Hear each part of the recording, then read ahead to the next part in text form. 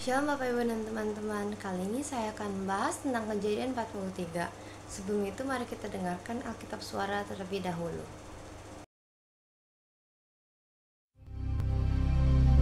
Tetapi hebat sekali kelaparan di negeri itu. Dan setelah gandum yang dibawa mereka dari Mesir habis dimakan, berkatalah ayah mereka, "Pergilah pula membeli sedikit bahan makanan untuk kita." Lalu Yehuda menjawabnya, "Orang itu telah memperingatkan kami dengan sungguh-sungguh. Kamu tidak boleh melihat mukaku jika adikmu itu tidak ada bersama-sama dengan kamu. Jika engkau mau biarkan adik kami pergi bersama-sama dengan kami, maka kami mau pergi ke sana dan membeli bahan makanan bagimu.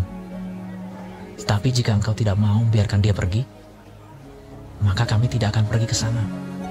Sebab orang itu telah berkata kepada kami, kamu tidak boleh melihat mukaku jika adikmu itu tidak ada bersama-sama dengan kamu." Lalu berkatalah Israel, "Mengapa kamu mendatangkan malapetaka kepadaku dengan memberitahukan kepada orang itu bahwa masih ada adikmu seorang?" Jawab mereka, Orang itu telah menanyai kami dengan seksama tentang kami sendiri dan tentang sanak saudara kita. Masih hidupkah ayahmu? Adakah adikmu lagi? Dan kami telah memberitahukan semuanya kepadanya, seperti yang sebenarnya. Bagaimana kami dapat menduga bahwa ia akan berkata, bawalah kemari adikmu itu? Lalu berkatalah Yehuda kepada Israel, ayahnya, Biarkanlah anak itu pergi bersama-sama dengan aku, maka kami akan bersiap dan pergi, supaya kita tetap hidup dan jangan mati, baik kami maupun engkau dan anak-anak kami. Akulah yang menanggung dia. Engkau boleh menuntut dia daripadaku, jika aku tidak membawa dia kepadamu dan menempatkan dia di depanmu, maka akulah yang berdosa terhadap engkau untuk selama-lamanya. Jika kita tidak berlambat-lambat, maka tentulah kami sekarang sudah 2 kali pulang." Lalu Israel, ayah mereka berkata kepadanya, "Jika demikian, perbuatlah begini. Ambillah hasil yang terbaik dari negeri ini dalam tempat gandummu, dan bawalah kepada orang itu sebagai persembahan.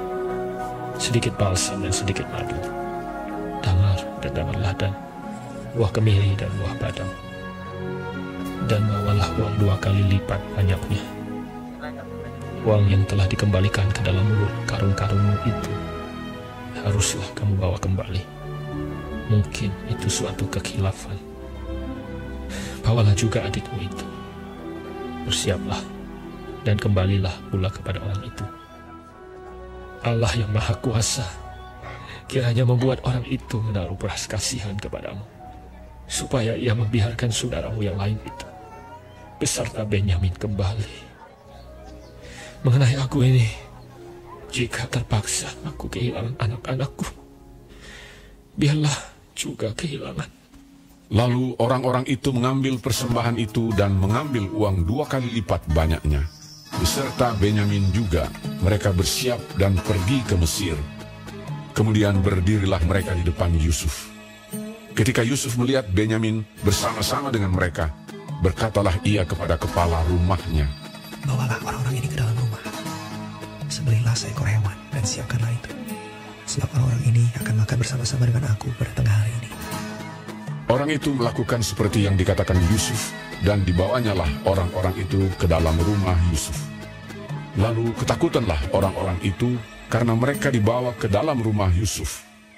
Kata mereka, Yang menjadi sebab kita dibawa ke sini ialah perkara uang yang dikembalikan ke dalam karung kita pada mulai itu, supaya kita disergap dan ditangkap, dan supaya kita dijadikan budak, dan keledai kita diambil. Karena itu mereka mendekati kepala rumah Yusuf itu dan berkata kepadanya di depan pintu rumah, "Mohon bicara, Tuan. Kami dahulu datang kemari untuk membeli bahan makanan. Tetapi ketika kami sampai ke tempat bermalam dan membuka karung kami, tampaklah uang kami masing-masing dengan tidak kurang jumlahnya ada di dalam mulut kami. Tetapi sekarang kami membawanya kembali. Uang lain kami bawa juga kemari untuk membeli bahan makanan. Kami tidak tahu siapa yang menaruh uang kami itu ke dalam karung kami." Tetapi jawabnya, Tenang sajalah, jangan takut. Allahmu dan Allah Bapamu telah memberikan kepadamu harta terpendam dalam karungmu. Uangmu itu telah kuterima. Kemudian dikeluarkannyalah Simeon dan dibawanya kepada mereka. Setelah orang itu membawa mereka ke dalam rumah Yusuf, diberikannya air supaya mereka membasuh kaki, juga keledai mereka diberinya makan. Sesudah itu mereka menyiapkan persembahannya, menantikan Yusuf datang pada waktu tengah hari, sebab mereka telah mendengar bahwa mereka akan makan di situ. Ketika Yusuf telah pulang, mereka membawa persembahan yang ada pada mereka itu kepada Yusuf di dalam rumah, lalu sujud kepadanya sampai ke tanah. Sesudah itu ia bertanya kepada mereka apakah mereka selamat. Lagi katanya, Apakah ayahmu yang tua yang kamu sebutkan itu selamat? Masih hidupkah ia? jawab mereka, Habang, ayah kami, ada, selamat, ia masih hidup. Sesudah itu berlututlah mereka dan sujud. Ketika Yusuf memandang kepada mereka, dilihatnyalah Benyamin adiknya yang seibu dengan dia. Lalu katanya, Inikah adikmu yang bungsu itu yang telah kamu sebut-sebut kepadaku?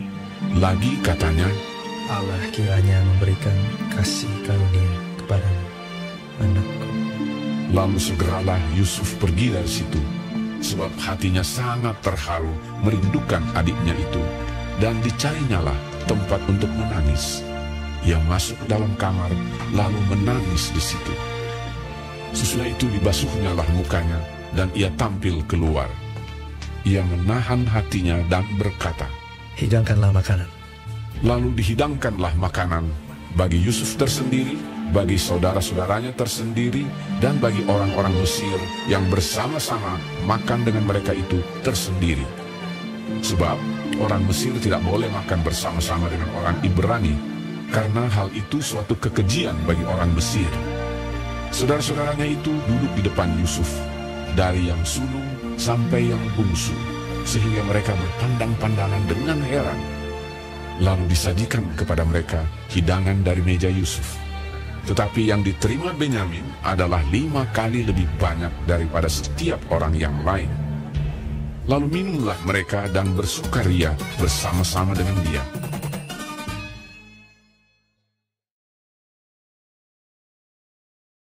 Di sini kita tahu bahwa sebelumnya itu di negeri Kanaan terjadi kelaparan besar. Lalu saudara-saudara Yusuf pun pergi keluar tanah Kanaan, yaitu ke Mesir. Saat sampai di Mesir, mereka bukan mendapatkan makanan, tetapi mereka dituduh sebagai mata-mata. Lalu mereka pun ditahan, dan akhirnya mereka keluar, tetapi Simeon menjadi jaminan untuk mereka agar tidak terbukti sebagai mata-mata. Lalu mereka kembali dan mendapatkan di dalam karung gandumnya terdapat uang mereka kembali. Lalu akhirnya mereka pun hatinya tawar dan saling gemetaran. Lalu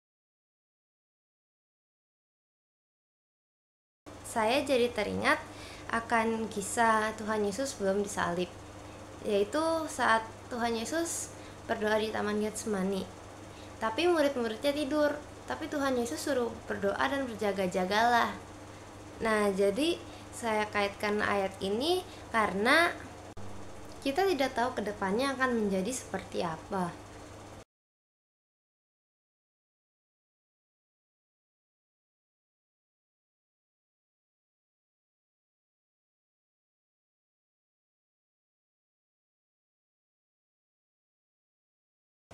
Juga kita jadi tahu apa yang harus kita lakukan dan apa yang harus kita tidak lakukan, agar apa yang kita lakukan itu benar di hadapan Tuhan, bukan salah di mata Tuhan.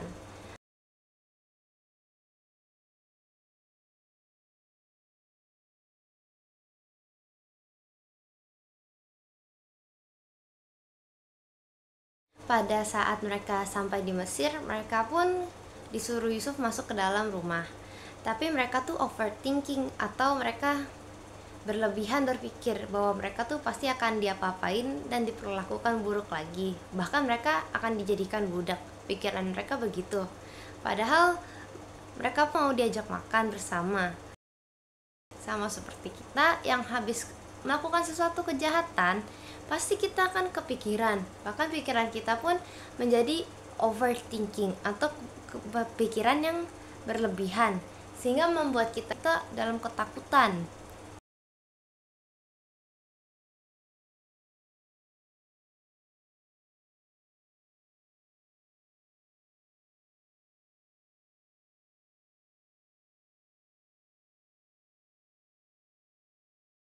Jadi kita sebagai jemaat Tuhan, kita harus turut serta dan mau ikut Tuhan dan melaksanakan apa yang Tuhan suruh kepada kita, agar kita pun sama seperti Kristus yang dilakukannya baik di mata Tuhan.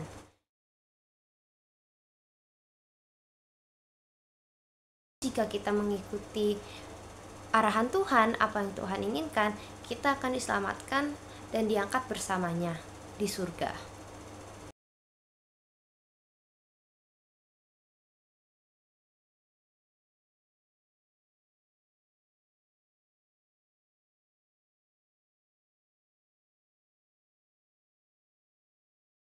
Filipi 3 ayat 17. Banyak orang yang hidup sebagai seteru salib Kristus. Tuhan mereka ialah perut mereka. Pikiran mereka semata-mata tertuju pada perkara duniawi.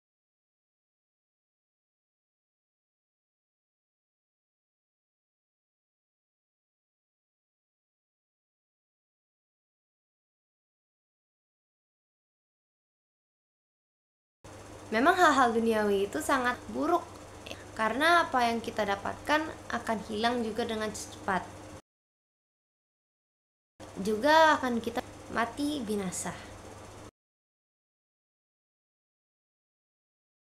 Terima kasih sudah mendengarkan, kiranya Tuhan Yesus memberkati.